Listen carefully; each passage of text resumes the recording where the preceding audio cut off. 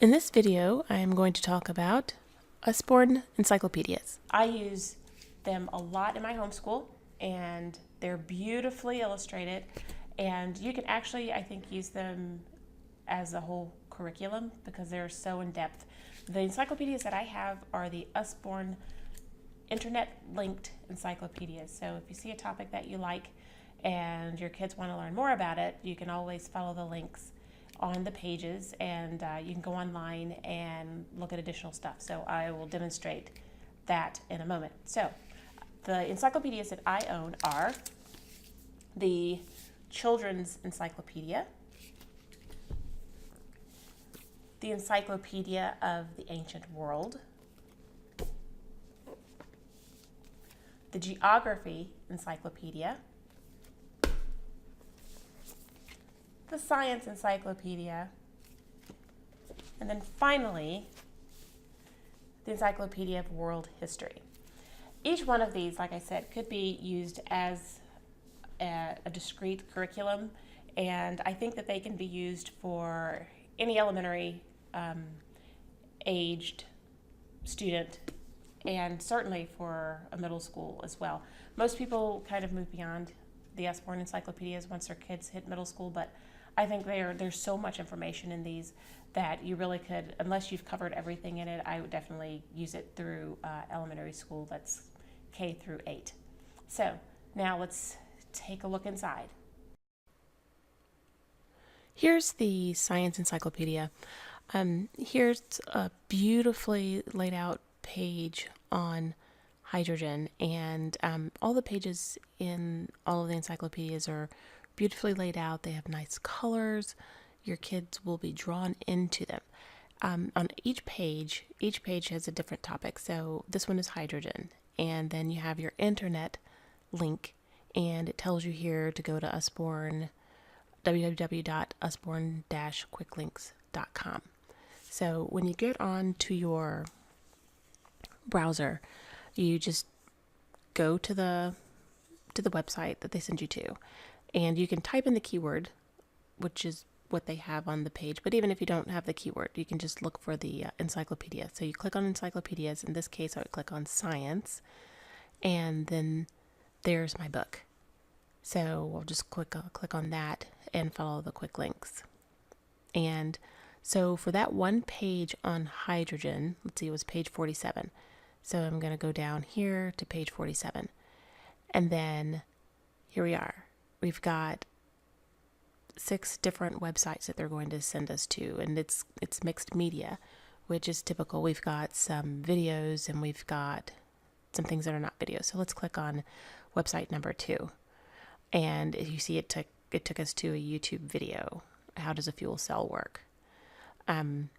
So then you can click around and you can watch the video. Let's look at another one. Let's look at website number 3. So here we are, how hydrogen fuel is made.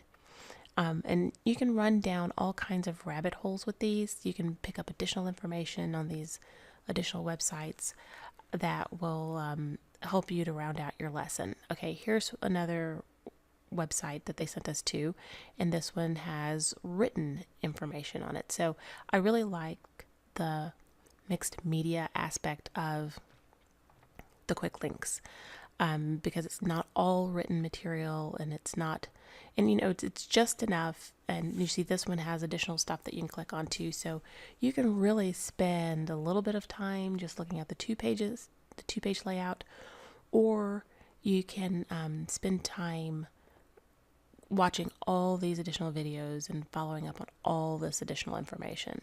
So that's how you use the quick links. Okay, back to the science book. I'm just going to flip through some pages so that you can kind of see just how really beautiful the pages are and how easy it would be to get your kid drawn into it. I think they're better than textbooks, actually. And then we've got just a brief shot of the table of contents. You can pause the video if you want to look at it in depth.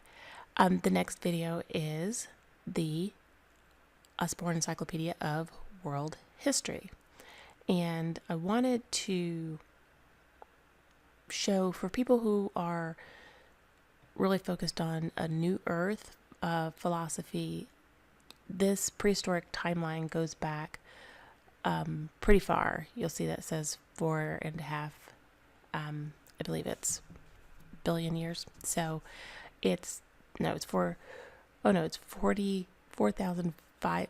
Yeah. So it's 4.5 billion, years. So just keep that in mind if you are looking at this particular book, that it does have that prehistoric timeline in it. But it really covers everything from the prehistoric times, and it kind of does a really big overview. You see this page is about the Hebrew kingdoms.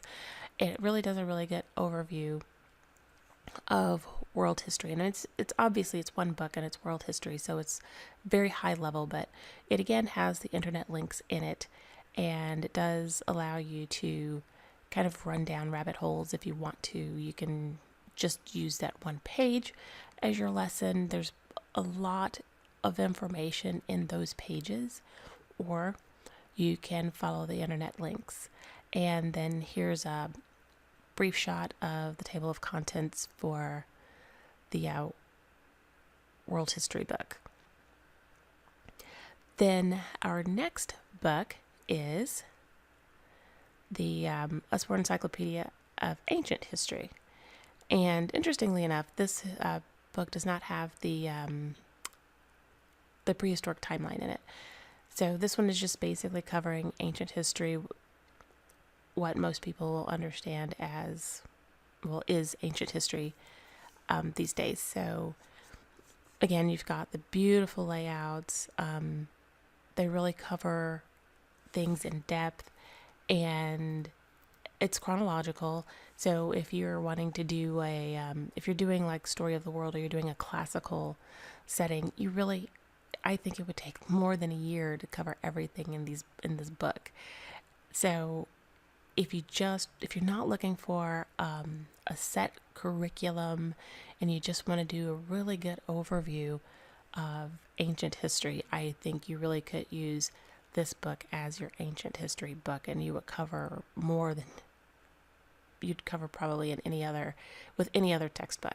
So here you've got another internet link, and so it's set up just the same way as the other books are. So you see the pages are really pretty. I'm just kind of flipping through because I know a lot of people, you can't get Usborne books unless you go to a convention, or you're someplace where you can actually get your hands on these. It's not like you can go to Barnes & Noble typically and pick these up. So I'm really want to give people a good overview of what they look like. And then there's the table of contents for the ancient history book. Then I have the geography book and the World Atlas book. And I really like this book a lot because it covers so much.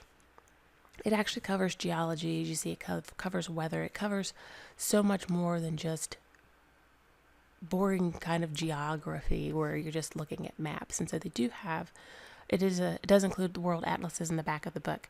But leading up to the book, if you're studying regions, for example, you can get an in-depth overview of each of the regions. Or if you're studying a country or a continent, you can find, you can study stuff about that continent or that country in addition to just where it is on the map.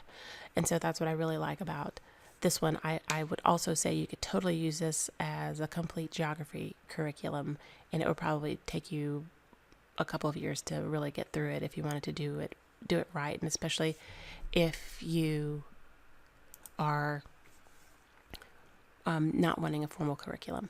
And then finally, I have the Children's Encyclopedia. Now, this one is a little younger than the other encyclopedias, which is why I'm doing it separately and doing it last. This is definitely an early elementary type of book, and I would even use it for, your kids who are starting preschool, because it doesn't have quite as much information. The book is smaller. It's more suited for little hands, and the pictures are more, while it's still good information and it's still presented in a grown-up way. It's not babied down or dumbed down in any way, but it does have a little lesson, and then it does have, it has pictures in there that the littles would enjoy seeing, and it covers topics like I don't think you're gonna find a page on chemistry and hydrogen in this book. So, but it's a really good book. My kids have really, really enjoyed all of these books. So I'm recommending all of these books to anyone, and I hope that this has been a pretty good overview. You can check out the write-up also on the website, if you'd like. And if you have any questions, put them in the comments. So if you are interested in purchasing any of these encyclopedias, I have posted a link below. It is not my link. I will not make any money from it. A friend of mine is an Usborne consultant, and that's pretty much the only place you can buy them, from Usborne Consultants. And she's a homeschool mom, just like me. And so if you'd love to support her, click the link below and purchase away.